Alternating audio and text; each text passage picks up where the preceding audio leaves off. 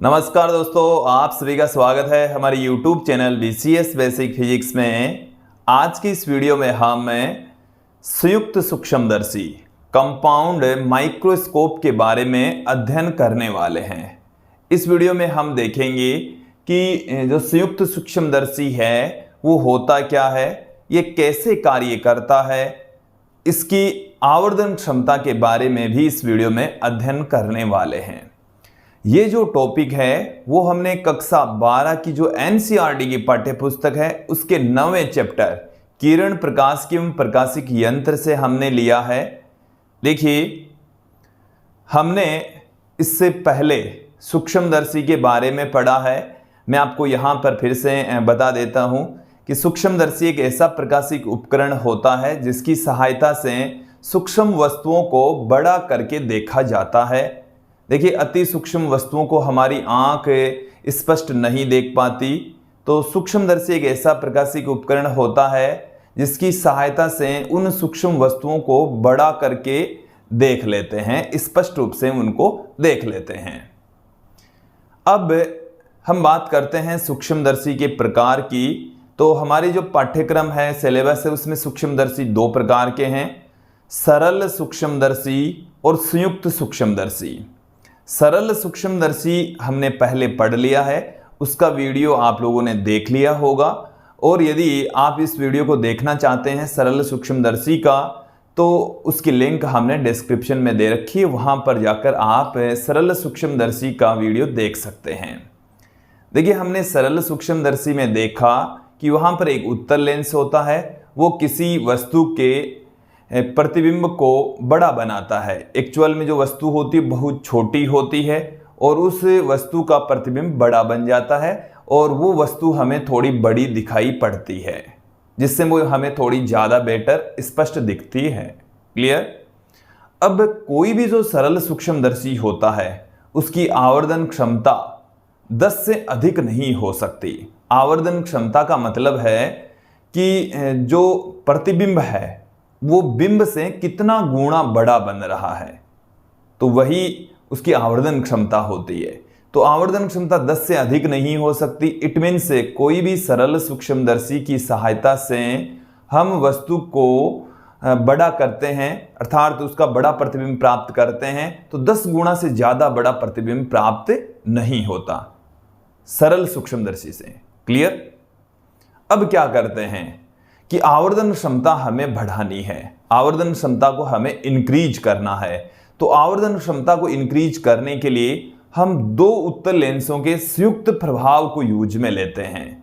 देखिए, एक उत्तल लेंस हम यूज में लेंगे, फिर उससे जो प्रतिबिंब बड़ा बनेगा उस प्रतिबिंब को हम दूसरे लेंस से और बड़ा कर देंगे, तो दो लेंसों के संयुक्त प्रभाव से हम बहुत बड़ा प्रतिबिंब प्राप्त कर लेते हैं। आवर्धन क्षमता उसकी काफ़ी ज़्यादा होती है।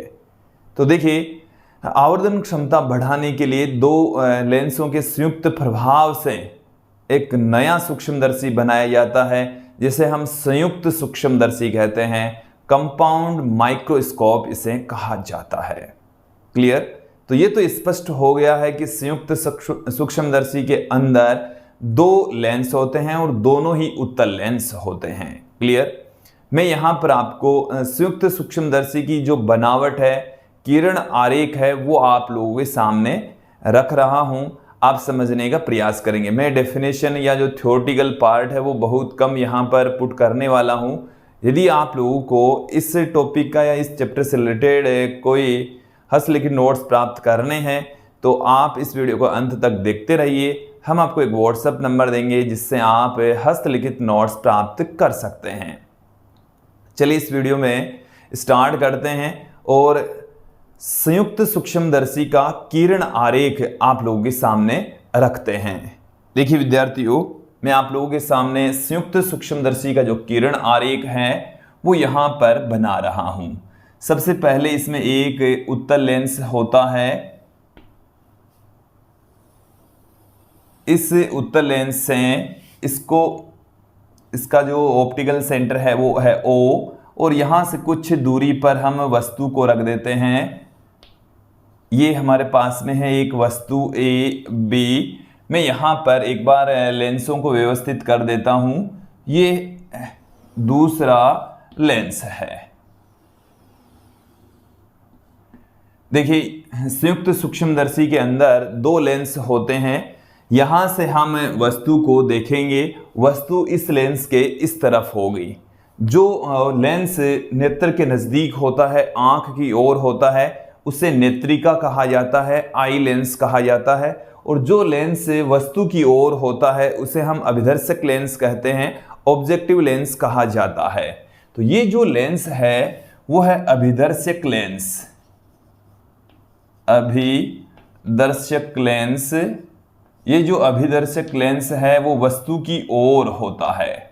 ये जो लेंस आप लोग देख रहे हैं ये है नेत्रिका लेंस, जो कि आंख की ओर होता है, इसे आई लेंस कहा जाता है। इसके ऑप्टिकल सेंटर को हम ई से पुट करेंगे, इसके ऑप्टिकल सेंटर को हम ओ से पुट करेंगे और हमारी जो आंख होगी वो इस तरफ होगी।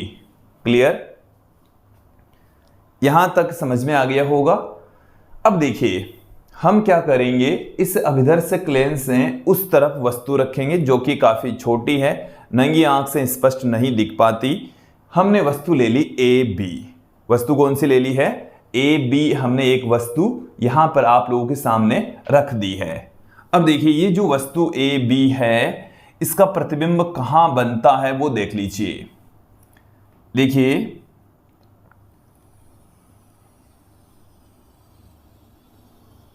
यहां से ये हमारे पास में एक प्रकाश किरण हमने यहां पर आपतित करवा दी है। ये वाली जो प्रकाश की किरण है वो इसके ऑप्टिकल सेंटर से होकर जा रही है।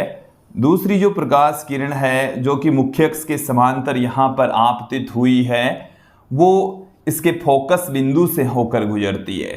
देखिए इस अभिदर्शक लेंस के फोकस बिंदु से होकर गुजर रही है।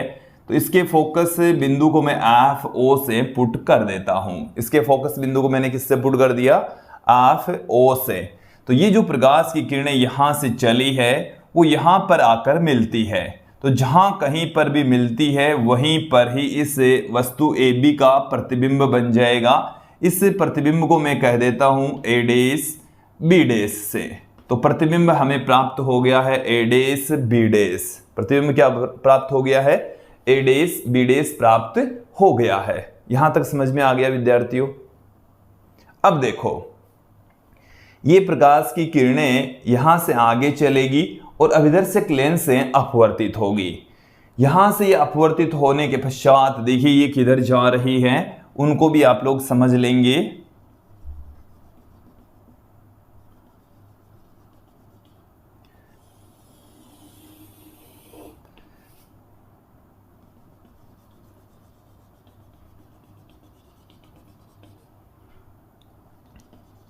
देखिए प्रकाश की किरणें जा कहां पर रही है अभी मैंने दिखाया नहीं है, अब मैं यहां से दिखाने वाला हूं।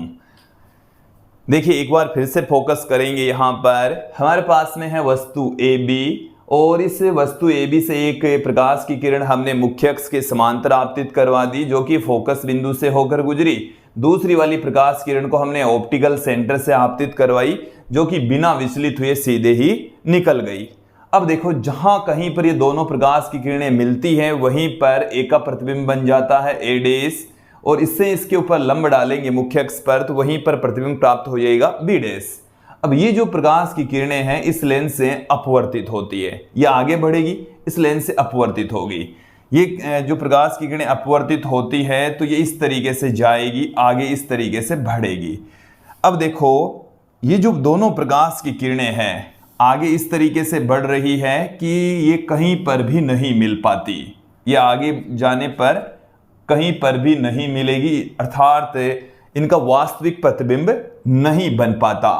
तो हम क्या करते हैं, इनको पीछे बढ़ाते हैं। इनको हम क्या करेंगे, यहां से पीछे बढ़ाएंगे। तो देखिए आप लोग स्केल की सहायता से इनको पीछे बढ़ाएंगे और जहां कहीं पर भी ये मिलती हुई प्रतीत होती है तो वहीं इस ए डेस का प्रतिबिंब बन जाएगा ए डबल डेस और यहां से हम इसके ऊपर लंब डाल देंगे तो वहां हमें प्राप्त हो जाएगा इसका प्रतिबिंब बी डबल डेस। थोड़ा सा और इधर बन जाता तो ज़्यादा और बेटर होता, वो हम बना सकते हैं थोड़ा सा स्केल की सहायता से। ठीक है, वो उधर बनेगा, उसमें कोई दिक्कत नहीं है, कहीं पर भी बन सकता है। क्लियर। देखो आप लोग तो ये ध्यान रखें, यहां से दो प्रकाश की किरणें चली, वो यहां से होती हुई अपवर्तित होकर इधर गई, ये वास्तव में इधर मिलती नहीं है, वास्तविक प्रतिबिंब इसका बनता नहीं है। देन इसको हम पीछे बढ़ाएंगे। देखो ये जो प्रतिबिंब बना है ए डेस बी डेस, वो इस लेंस से बना है। देखिए वस्तु है ए बी, प्रतिबिंब है ए डेस बी डेस। ये जो प्रतिबिंब ए डेस बी डेस है, इस नेत्रिका लेंस के लिए आभासी बिंब का काम करता है। किसका काम करेगा? आभासी बिंब का कार्य करेगा।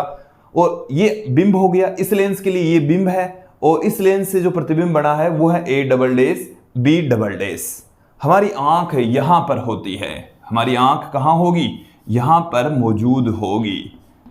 प्रतिबिंब को देखने के लिए यहां पर मौजूद है, हमारी नेत्र यहां पर अवस्थित है। क्लियर। तो एक बार इस डायग्राम को यदि आप अच्छे से समझ लेते हैं तो संयुक्त सूक्ष्मदर्शी की आधी प्रॉब्लम यहीं पर खत्म हो जाती है, आधा समझ में यहीं आ जाएगा। तो देखिए एक बार मैं इसको फिर से समझाता हूं, एक एक सेंटेंस पर, एक एक वर्ड पर आप फोकस करेंगे कि सरल सूक्ष्मदर्शी है, उसकी आवर्धन क्षमता होती है कम, अर्थात वो प्रतिबिंब 10 गुना से ज्यादा बड़ा नहीं कर सकता। इसलिए हम क्या करते हैं, दो उत्तल लेंसों के संयुक्त प्रभाव से आवर्धन क्षमता को बढ़ाने का कार्य करते हैं। तो जिस सूक्ष्मदर्शी से हम ऐसा करते हैं उसको ही हम कहते हैं संयुक्त सूक्ष्मदर्शी, कंपाउंड माइक्रोस्कोप कहा जाता है। क्लियर। अब क्या करते हैं, इसमें दो लेंस ले रहे हैं, इस लेंस का द्वारक होता है छोटा, इस लेंस का द्वारक होता है बड़ा, और जो बड़ा द्वारक वाला लेंस है आंख के नजदीक होता है, इसको हम कहते हैं नेत्रिका लेंस, आई लेंस कहा जाता है, इसलिए इसके ऑप्टिकल सेंटर को ई से लिखेंगे।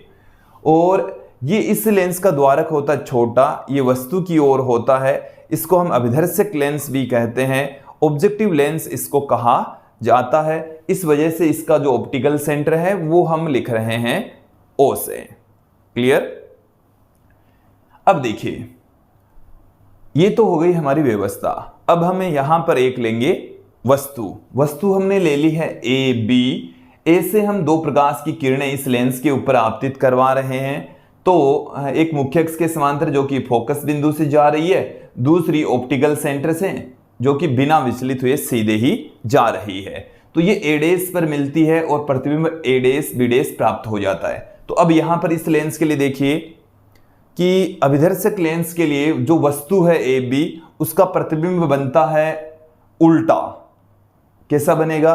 उल्टा बनेगा, बड़ा बनेगा, वास्तविक। तो अभिदर्शक लेंस से जो वस्तु है उसका प्रतिबिंब बड़ा, उल्टा, वास्तविक प्राप्त होता है। क्लियर। अब ये जो प्रतिबिंब है यहां से प्रकाश की किरणें चलेगी, आगे जाकर इस तरीके से जाएगी, ये इधर जाकर वास्तव में नहीं मिलती, तो ये पीछे बढ़ाने पर एक जगह पर मिलती हुई प्रतीत होती है। अब देखिए ये जो नेत्रिका लेंस है इसके लिए ए डेस बी डेस आभासी बिंब का काम करती है।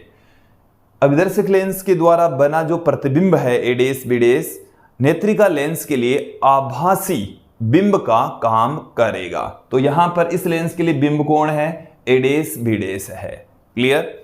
अब ए डेस बी डेस यहां पर बिंब का काम कर रहा है और इस लेंस से जो प्रतिबिंब बनता है वो A double dash B double dash बनता है। क्लियर। अब देखो इस लेंस से जो प्रतिबिंब बनता है वो बहुत बड़ा बनता है, काल्पनिक बनता है और पहले प्रतिबिंब के सापेक्ष उल्टा बनता है। जो हमने वास्तविक जो वस्तु है उसके रेस्पेक्ट तो क्या बनेगा? उल्टा। इस प्रतिबिंब के रेस्पेक्ट सीधा ही बनेगा, मतलब इसमें ए डेस इधर था, इसमें ए डबल डेस इधर है। तो ये क्या करता है, जो आभासी बिंब है उसका सीधा और बड़ा काल्पनिक प्रतिबिंब बनाता है, जबकि इससे जो अंतिम प्रतिबिंब प्राप्त होता है वो वस्तु से उल्टा होता है। दोनों चीजें एकदम क्लियर कर लीजिए। यहां तक समझ में आ गया होगा। देखिए छोटा क्वेश्चन पूछ लेते हैं कि अभिदर्शक से बना जो प्रतिबिंब है उसकी प्रकृति कैसी होगी, आकृति कैसी होगी। तो प्रकृति यहां पर वास्तविक है, उल्टा बन रहा है, वस्तु से बड़ा बन रहा है अभिदर्शक के लिए। क्लियर। तो ये है हमारे पास में संयुक्त सूक्ष्मदर्शी की संरचना और कैसे प्रतिबिंब का निर्माण होता है, ये हमने आप लोगों को बता दिया है, समझा दिया है। अब हम यहां पर बात करेंगे इसकी आवर्धन क्षमता की। आवर्धन क्षमता क्या होती है? देखिए, संयुक्त सूक्ष्मदर्शी की आवर्धन क्षमता, संयुक्त सूक्ष्मदर्शी की आवर्धन क्षमता, आवर्धन क्षमता, संयुक्त सूक्ष्मदर्शी की आवर्धन क्षमता को हम स्मॉल m से पुट करते हैं।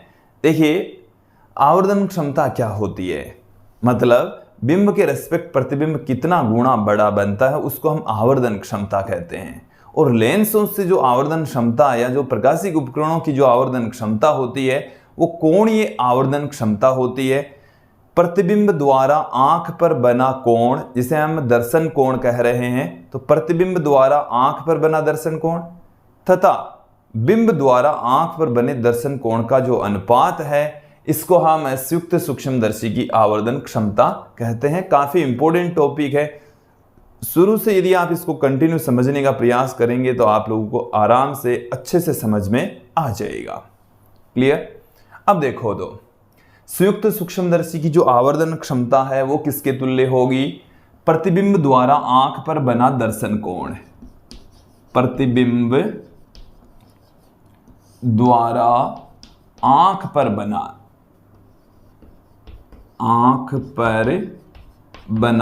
दर्शन कोण, आंख पर बना दर्शन कोण अपॉन बिंब द्वारा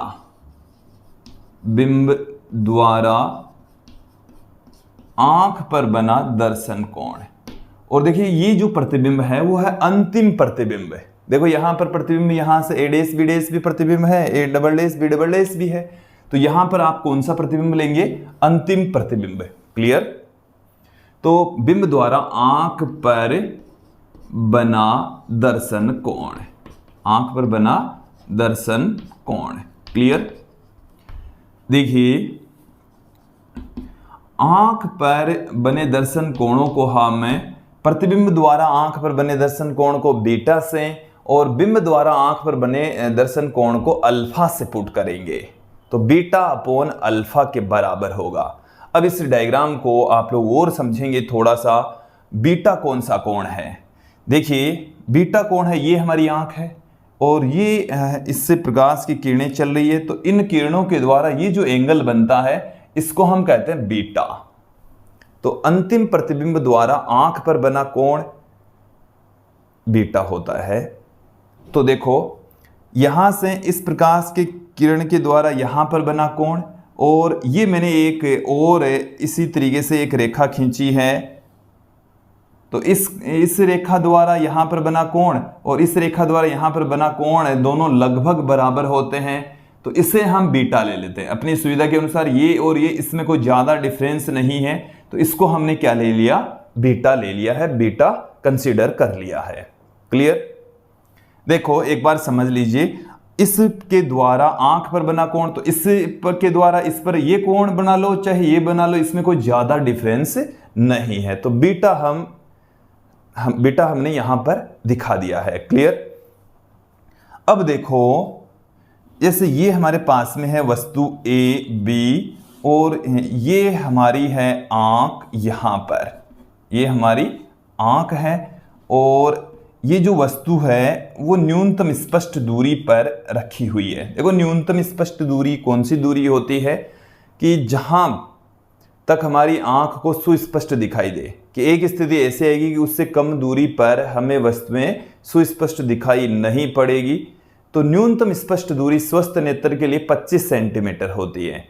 25 सेंटीमीटर से हमें वस्तुएं स्पष्ट दिखना प्रारंभ हो जाती है। वो हमने इस डी के द्वारा दिखाया है। ये जो एंगल होता है, तो प्रतिबिंब द्वारा आंख पर बना कोण वो तो बीटा, और बिंब द्वारा आंख पर बना जो कोण है वो होता है अल्फा। तो ये है बीटा अपॉन अल्फा, और इन्हें हम लगभग किसके बराबर पुट कर सकते हैं? बीटा को हम लिख सकते हैं लगभग 10 बीटा और अल्फा को लिख सकते हैं लगभग टेन अल्फा, टेन बीटा और टेन अल्फा। देखो मैं आपको बताऊं ऐसा हम क्यों लिख सकते हैं कि देखिए टेन जीरो का मान होता है जीरो, और जीरो से एंगल थोड़ा सा ज्यादा होता है तो मान भी जीरो से थोड़ा सा ज्यादा ही आएगा। इसलिए हम टेन बीटा को बीटा, साइन बीटा को या साइन थीटा को थीटा और कोस थीटा को एक लिख सकते हैं। देखो एक बार मेरी बात को फिर से सुन लीजिए, जब कोण बहुत छोटा होता है, थीटा बहुत छोटा होता है, तो साइन थीटा को थीटा लिख सकते हैं, टेन थीटा को थीटा लिख सकते हैं और कोस थीटा को एक लिख सकते हैं। ये कब है? जब थीटा बहुत छोटा होता है। तो यहाँ पर यदि बीटा बहुत छोटा होता है, वैसे ये जो डिस्टेंस है वो काफ़ी ज़्यादा होती है, प्रतिबिंब इधर इस तरीके से लंबा बनता है, और ये तो हमने अपने अनुसार, बोर्ड के अनुसार ये व्यवस्था हमने दिखाई है।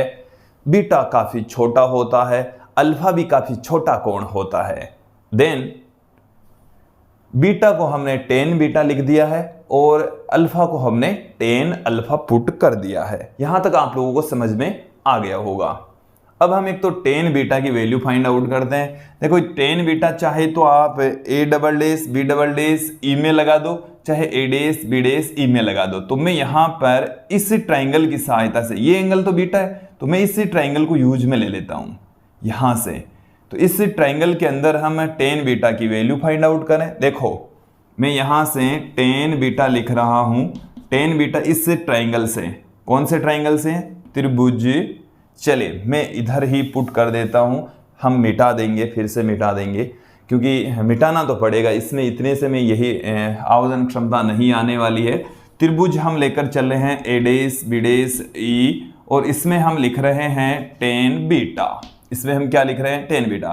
तो लंब यहाँ पर है ए dash B dash, A dash B डेस इसका लंब हो गया, बट्टे में आधार, तो आधार ये हो गया है, बी डेस ई, बी डेस ई हो गया है।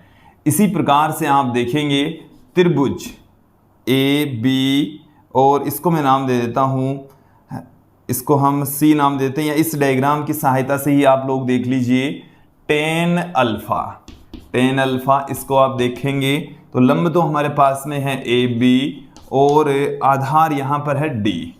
तो इन दोनों की वैल्यू मैं यहाँ पर पुट कर दूं, तो देखिए टेन बीटा की वैल्यू यहाँ पर पुट कर दीजिए, तो ए डेस बी डेस बट्टे में है बी डेस ई, ये है ए बी अपॉन में डी। अब देखो यहां से हम क्या पुट कर देंगे, यहां पर देखिए एम बराबर, इसे हम पुट कर रहे हैं, देखिए समझेंगे आप लोग, ए डेस बी डेस बट्टे में ए बी, ए डेस बी डेस बट्टे में ए बी, डी कहाँ चला गया? ऊपर, डी बट्टे में बी डेस ई, ये हमारे पास में आ चुका है। मैंने यहां से लिखा है ए डेस बी डेस अपॉन में ए बी, ये डी ऊपर चला गया, बी डेस ई नीचे आ गया। यहां तक आप लोगों को आ गया समझ में? क्लियर हो गया? अब देखिए हम यहां पर दो त्रिभुज लेकर चल रहे हैं, एक त्रिभुज लेकर चल रहे हैं ए बी ओ, एक लेकर चल रहे हैं ए डेस बी डेस ओ। देखो एक बार फिर से देख लीजिए, A B O, A dash B dash ओ, इन दोनों त्रिभुजों की सहायता से हम A dash B dash upon A B की वैल्यू फाइंड आउट कर लेते हैं। तो देखो एक बार त्रिभुज देखो, त्रिभुज ए डेस बी डेस ओ व त्रिभुज ए बी ओ दोनों समरूप त्रिभुज हैं। कैसे त्रिभुज हैं? समरूप त्रिभुज हैं। कैसे, क्यों है समरूप वो भी देख लो।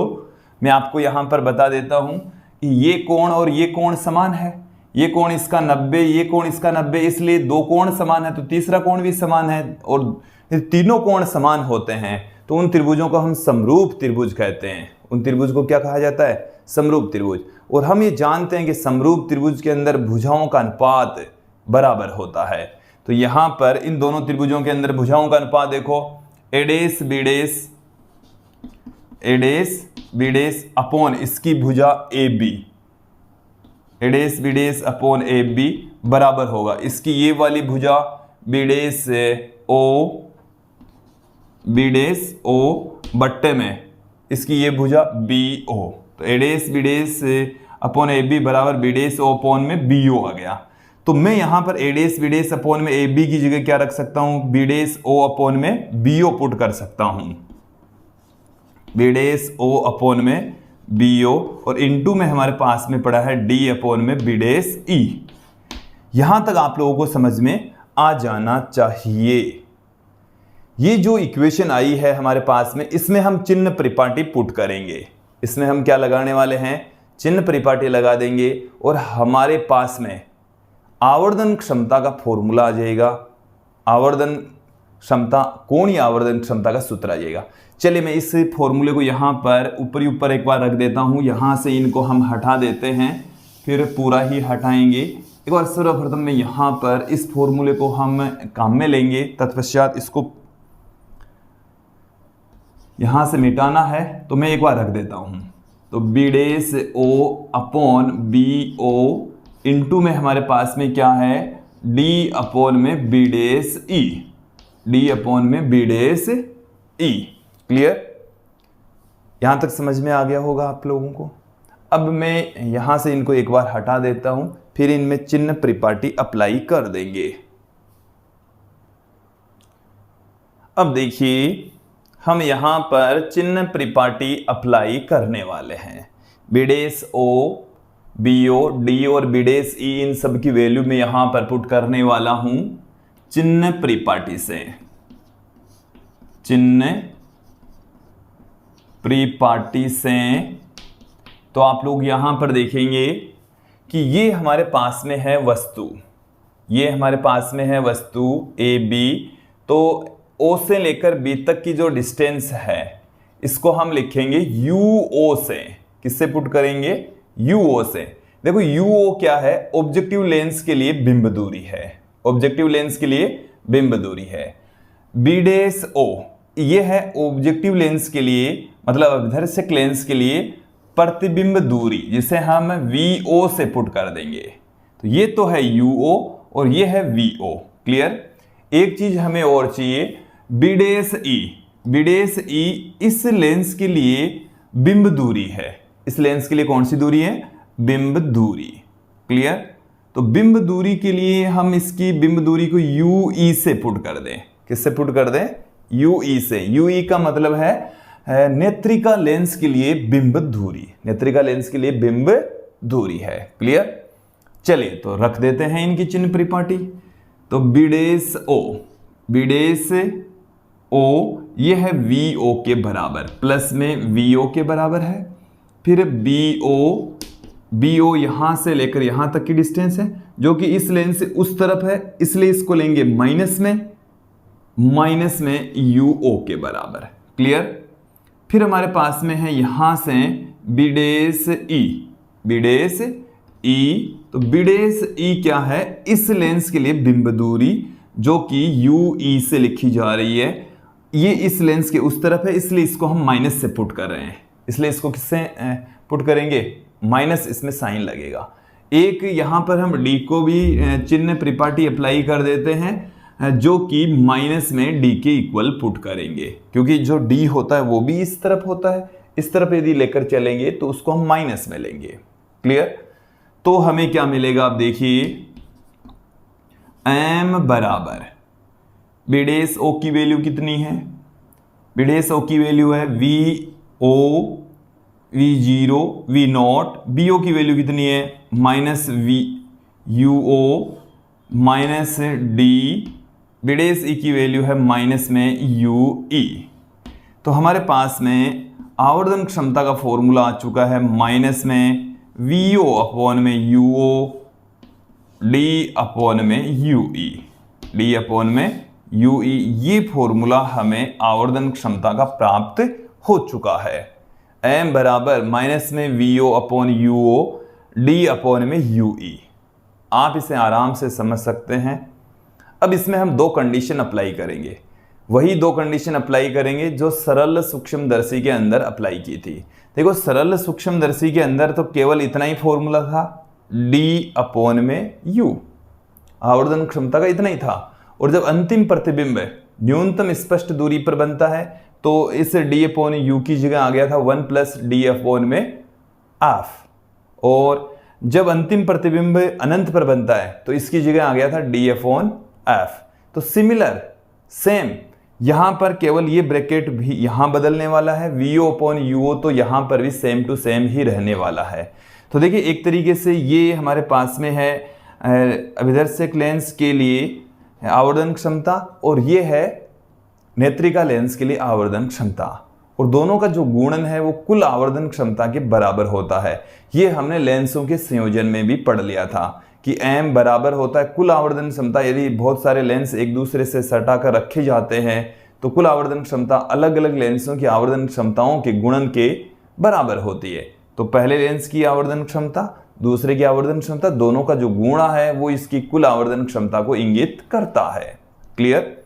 अब देखिए मैं यहां से इसमें दो कंडीशन अप्लाई करूंगा। जब अंतिम प्रतिबिंब न्यूनतम स्पष्ट दूरी पर बने, तो मैं यहां से इसको एक बार हटा देता हूं और इस कंडीशन को मैं यहां पर पुट कर रहा हूं। देखो दो स्थितियां लेकर चलेंगे, इजी है दोनों, बोर्ड पर आप फोकस रखेंगे आराम से समझ में आ जाएगा।